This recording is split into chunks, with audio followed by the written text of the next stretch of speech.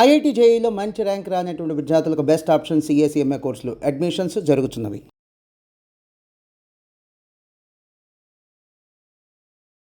నమస్తే రమగారు. నమస్తే జయ. రమగారు, దేవుని ఫోటోలు, ప్రతిమలు కానీ ఫోటోలు కానీ, ముఖ్యంగా ఫోటోల గురించి మాట్లాడుకుందాం. వీటికి కూడా సపరేట్గా ఒక దిక్కు ఇటువైపుగా ఉండాలి, ఇటువైపు పెడితే ఇటువైపు చూస్తున్నట్లుగా ఉండాలి, అలాంటి లెక్క నియమాలు ఏమన్నా ఉంటాయండి? అంటే మనకి మామూలుగా ఒక మాట చెప్తారు, ఏదైనా పని అవ్వలేదనుకో అవదు, తూర్పు తిరిగి దండం పెట్టే అంటారు.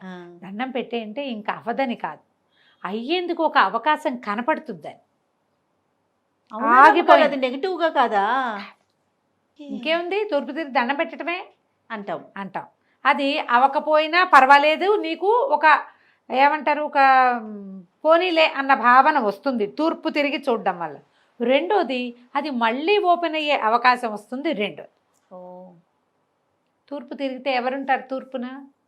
సూర్య భగవానుడు. సూర్యుడి వైపు చూడాలి మనం. ఏ ప్రాబ్లం వచ్చినా తూర్పు తిరుగు, అంతే. తూర్పు తిరిగి దండం పెట్టు. అవదు కాదు, అవుతుంది. దారి కనపడుతుంది. అవ్వకపోయినా పర్వాలేదనే పరిస్థితి కనిపిస్తుంది మనకు. అదేగా కావాలి జయ, ఏదైనా అయితే పని కావాలి, లేదా అది కాలేదన్న ఏడుపొద్దు మనకి. ఏడుపు ఉండకూడదు. ఆ ఏడుపు లేని స్థితి ఎప్పుడు వస్తుంది? మనం తూర్పుకి తిరిగితే వస్తుంది. మీ దేవుడి పటాలన్నీ తూర్పు గోడకి పెట్టుకోండి, దేవుడి మందిరాన్ని తూర్పు గోడకి చేర్చి పెట్టుకోండి. అప్పుడు మీరు తప్పనిసరిగా తూర్పుకే తిరిగి దండం పెడతారు. ఇప్పుడు తూర్పు గోడ ఇది అనుకో, నా ఎదురుగుండది. నేను దండం పెట్టాలంటే నేనేం చూస్తా? దేవుణ్ణి చూస్తా. తర్వాత నేను చూసే దిక్కేది తూర్పు దిక్కు. అది మన పాయింట్. దీనికి వాస్తు కాదు, చిన్న కామన్ సెన్స్. మామూలుగా మనం దేవుణ్ణి ఈశాన్యంలో పెట్టుకోవాలి అని చెప్తారు. ఈశాన్యంలో నీరు ఉండాలి, దేవుడి మందిరం, దేవుడి దేవతార్చన ఈశాన్యంలో ఉండాలి, ఆగ్నేయంలో వంటిల్లు. లెక్క ఇంతే, సింపుల్. అవునండి. నైరుతిలో బెడ్రూమ్ ఉంటుంది, వాయువ్యంలో పిల్లల రూమ్స్ అలాంటివి ఉండొచ్చు, గోశాల అవి కూడా వాయువ్యంలో ఉండొచ్చు. ఇది లెక్క. ఈ లెక్క ప్రకారం మనకి అందరి ఇళ్లలో పర్ఫెక్ట్ ఈశాన్యాలు కుదురుతాయంటావు? ఇప్పుడు ఎక్కడండి అసలు అవకాశాలే దొరకట్లేదు. అపార్ట్మెంట్లలో కుదరవు అసలు. దిక్కులు ఎక్కడ విదిక్కులుగా క్రాస్గా అడ్డదిడ్డంగా ఉండే ఇళ్ళు కూడా అవి కూడా ఉంటాయి. ఈజీగా మెథడ్ ఏంటంటే తూర్పు గోడ. ఇంకా ఏదైనా పర్ఫెక్ట్ దిక్కు ఇక్కడ పెట్టుకోవాలని చెప్తారు పెద్దవాళ్ళు. ఇప్పుడు పెద్దవాళ్ళు ఎవరినో పిలిచి అడగలేము మనం, ఖర్చు అవుతుంది. ఒకటి దొరకరు. వాళ్ళు చెప్పినవి మనం చేయలేకపోతాం. చేయకపోతే కించ, అదేదో చేయలేదు కాబట్టి ఈ బ్రహ్మాండం పగలదీయట్లేదు మనమని. ఆ వాస్తు ఏదో చేసేసేదాకా ప్రాణం తోచదు. అడిగిన దగ్గర నుంచి శంకగా ఉండదు. అసలు అడగద్దు, అడగండి. హాయిగా తూర్పు తిరిగి దండం పెట్టండి. తూర్పుకి పెట్టుకోండి, ఏ తప్పు ఉండదు. ఎలాంటి ప్రతిమైనా, ఎలాంటి ఫోటో, ప్రతిమ పక్కన పెట్టు, ప్రతిమ కాదు, ఫోటోస్ వరకు. ప్రతిమలు అంటే బరువు అనుకో జయ. మామూలుగా తూర్పున బరువు పెంచకూడదని ఒక శాస్త్రం, ఒక లెక్క చెప్తారు. అట్లా మనం తూర్పు గోడ సంగతి మాట్లాడుతున్నాం. తూర్పుకి ఏదైనా చిన్న బల్ల పెట్టుకుని అక్కడ ఏదైనా ఒక విగ్రహం పెట్టుకోదలిస్తే పెట్టుకోవచ్చు. మామూలు ఇప్పుడు మట్టి బొమ్మలు, గురువాయూరు కృష్ణుడు ఒక ఆయన కనపడుతుంటాడు, బాగా అందరి ఇళ్లలో ఉంటాడు. ఇప్పుడు ఇతడి విగ్రహాలు వచ్చినాయి, ఇంత కృష్ణుడు, అంత కృష్ణుడు, అంత కృష్ణుడు, ఇంత వారాహిని కూడా పెట్టుకుంటున్నారు మా విరివిగా ఇవాళ రేపు ఇళ్లలో. అవునండి. అది ఎట్లా అంటే దేవతార్చనలో కాదు, ముఖదర్శనానికి. అదేలే, ముఖదర్శనం చేయించునే, తప్పేం లేదు. ఉగ్రదేవత అయినప్పటికీ మనకి నెగిటివ్ ఎనర్జీస్ పోతాయి, ఇంట్లో ఇంచి పెట్టుకోవచ్చు, ఏం తప్పులేదమ్మా. మీరు అది అర్చన చేయకూడదు. ఉగ్రదేవత ఆరాధన పనికిరాదు, మనం చేయలేము, ఆమెకు సరిపడా మనం ఇవ్వలేము. తప్పని కాదు జయ, అది పాయింట్. మనం చేయకూడదు కాదు. అది ఏంటంటే చాలా మంత్రం పునశ్చరణ జరిగేది, చాలా అన్నశాంతి జరిగేది, విరివిగా జనం వచ్చేది.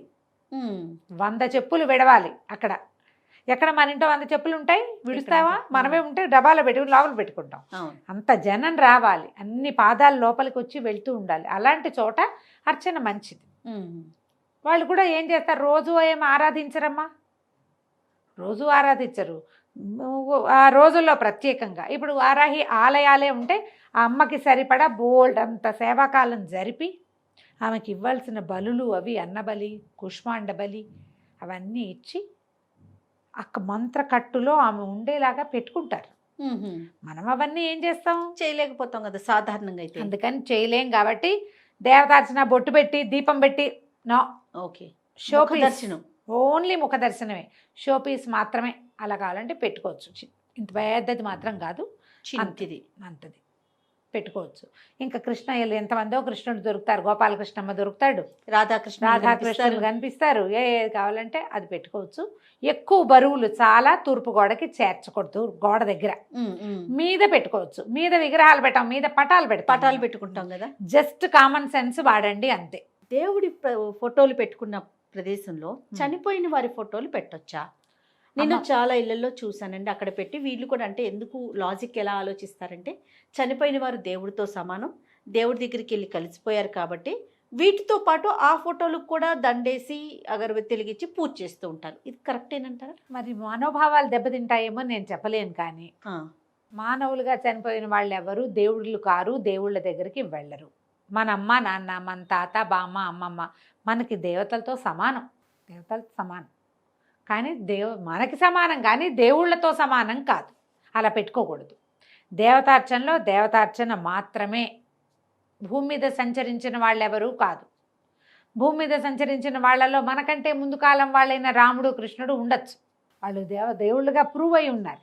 మన అమ్మ నాన్న ఫోటోలు కావాలంటే మన దేవుడి గది ఎక్కడుందో మనకి ఆ గదిలో ఇంకో గోడ మీద పెట్టుకోండి, అంతేగాని వాటితో పాటుగా దేవుడి మందిరంలో పెట్టకూడదు. శాస్త్రం అప్పది. మీరు అడిగింది అదే కదా, అదే అడుగుతున్నాను. పనికిరాదు అట్లా. అలా ఎవరు పెద్దవాళ్ళు పెట్టుకోమని చెప్పరు. చనిపోయిన వాళ్ళ ఫోటోలు పెట్టుకోరు. ఓకే, మీరు హాల్లో ఎక్కడైనా పెట్టుకోవచ్చు. ఓ పువ్వులు దండేయచ్చు. అమ్మ ముందు ఫోటో పెట్టుకుంటే పూజ చేస్తేనే, పూజ అంటే ఏంటి, దేవుడికి చూపించినట్టు పంచోపచారాలు చేస్తామా, షోడశోపచారాలు చేస్తామా? వీళ్ళకి ఏమి చెయ్యము. కానీ మనం అక్కడ పెట్టుకున్నప్పుడు అందరితో పాటు చేయి చూపిస్తాం కదా. అవును, అది పనికిరాదు. మీరు శ్రద్ధగా చేయవలసింది ఏంటంటే మీ అమ్మా నాన్నలకి చెడ్డ పేరు తేకండి, పేరు నిలబెట్టండి మొదటిది.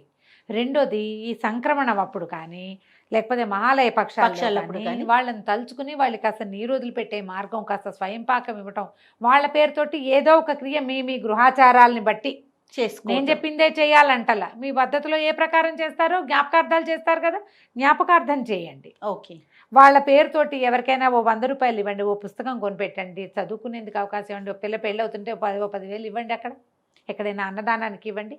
అది చేస్తే మీ పితృదేవతలకి మోక్షం కలుగుతుంది. వాళ్ళు దేవతలు ఉండే స్థానానికి వెళ్ళగలిగే అర్హత సంపాదించుకుంటారు మీరు చేసే ఈ పనుల వల్ల. పటాన్ని తీసుకెళ్లి దేవతలను దేవుళ్ళ ఫోటోల్లో పెట్టేయటం వల్ల మనం సాధించేదేం లేదు, దోషం ఉంటుంది కాస్త. అది చెయ్యొద్దు. ఓకే, లెక్క ప్రకారం అయితే చేయకూడదు. ఓకే రమ్ గారు, ఇంకొక సందేహం అండి. ముఖద్వారానికి అంటే ఇంటి గుమ్మానికి పైన వినాయకుడు ప్రతిమలు, వినాయకుడి ఫొటోస్, ఆంజనేయ స్వామి ఫోటోలు, ఇట్లా రకరకాల ఫొటోస్ పెట్టుకుంటుంటారు స్వామి వారిలో. సాధారణంగా అలా పెట్టుకునే వాళ్ళందరూ ఏదో ఒక బోధతోటి పెట్టుకుంటారు. ఏ గురువు గారు తరచూ దిష్టి తగులుతోంది అట్లా అని, లేదా ఇంట్లో ఏదైనా గ్రహపీడలు ఉన్నాయి అలా అన్నప్పుడు, మనకే ఎంతసేపు నరదిష్టి తగిలిస్తుంది ఇలాంటి భావాలు ఉన్నప్పుడు ఈ కళ్ళ దిష్టి వినాయకుడని, ఆంజనేయ స్వామి అని ఇలా పెట్టుకుంటున్నారు. ఇప్పుడు గురువుగారులు చాలా మంది చెప్తారమ్మా అట్లా అని, ఓకే పెట్టుకోండి పైన అని. ఒక ఆంజనేయ స్వామి, ఆయనకి మందారమాల వేయటం, వినాయకుడు ఏదైనా కింద వీధి చూలం దీన్ని అనుమానం ఉంది అప్పుడు వినాయక విగ్రహాలు పెడతారు కదా, అట్లా పైన పెట్టుకోవచ్చు. కన్స్ట్రక్షన్ లో ఉన్నప్పుడు కీర్తిముఖుడిని పెడతారు. ఓ రాక్షస మొహం లాగా ఉంటుంది కదా, ఎక్కడైనా చూసుంటావు నువ్వు. ఈ రోడ్ల మీద అవి ముఖాలు ఉన్నవి మాస్కులు లాంటివి కూడా అమ్ముతారు. కన్స్ట్రక్షన్ లో ఉన్నప్పుడు కీర్తిముఖుడిని పెడతారు. కన్స్ట్రక్షన్ అయిపోయి మనం గృహప్రవేశం చేశాక గుమ్మడికాయలు కట్టుకుంటారు, దిష్టి తగలకుండా. నెగిటివ్ ఎనర్జీస్ని తీసుకుంటాయి అవన్నీ. అవంతా పూర్వకాలం నుంచి వస్తున్నవే. మీరు ఏదైనా పెట్టుకోదలిస్తే ఒక పెద్ద పటంగా అక్కడ చిన్నది ఏదైనా పెట్టుకోవచ్చు, అంత తప్పేం లేదు. అయితే ఇంకోటి ప్రత్యేకంగా చెప్తాం. ఇవాళ రేపు చాలా మంది అడుగుతున్నారు, నీకు దగ్గరికి ఈ ప్రశ్న వచ్చి ఉండదు, దక్షిణామూర్తిని ఇంట్లో పెట్టుకోవచ్చా, ఎక్కడ పెట్టుకోవాలి? ఓకే, దక్షిణామూర్తి అంటే గురువు కదా ఆయన, చాలా అద్భుతమైన ఫలితాన్ని ఇస్తాడు. దక్షిణామూర్తి దర్శనం మంచిది అని చెప్తారు. అందుకని మేధో దక్షిణామూర్తిని తెచ్చుకోమంటారు. కాలు ఎత్తి రెండో కాలు మీద వేసుకున్నట్టుగా అంటారు. ఇది మనం దక్షిణ ముఖంగా పెట్టుకోమని ఎప్పుడో 20-25 ఏళ్ల క్రితం ఓ గురువుగారు ఎవరో చెప్పారు. మా ఇంట్లో దక్షిణామూర్తి ఫోటో హాల్లో దక్షిణ ముఖంగా పెట్టుకున్నాం మేము. ఫోటోనే అది, మేము ప్రతిమా విశేషాలు ఏమి కాదు, ఒక అంత పిక్చర్. దాన్ని దక్షిణముఖంగా చూసేలా పెట్టుకుంటే ఇంట్లో ఉన్న పిల్లలకి నాలెడ్జ్ పెరుగుతుంది, మనకి జ్ఞానం కలుగుతుంది. ఇప్పుడు ఇందులో GK, general knowledge, current affairs తెలియటమే కాదు, నేను ఎవరనే జ్ఞానం తెలియటం చాలా అవసరం కదా. ఆత్మజ్ఞానం కూడా కలుగుతుంది.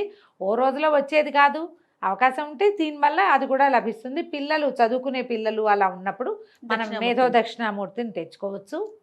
విగ్రహాలు తేకండి, ఫోటో తెచ్చుకోండి, అది దక్షిణముఖంగా పెడితే కనుక మంచి ఫలితం లభిస్తుంది. ఆయనకి ఏం చేసేవాళ్ళం అంటే ఇప్పుడు చేయట్లేదు జయ, శ్రద్ధ పోయి నాకు పని చేయలేని పరిస్థితి కూడా వస్తుంది మెల్లిగా.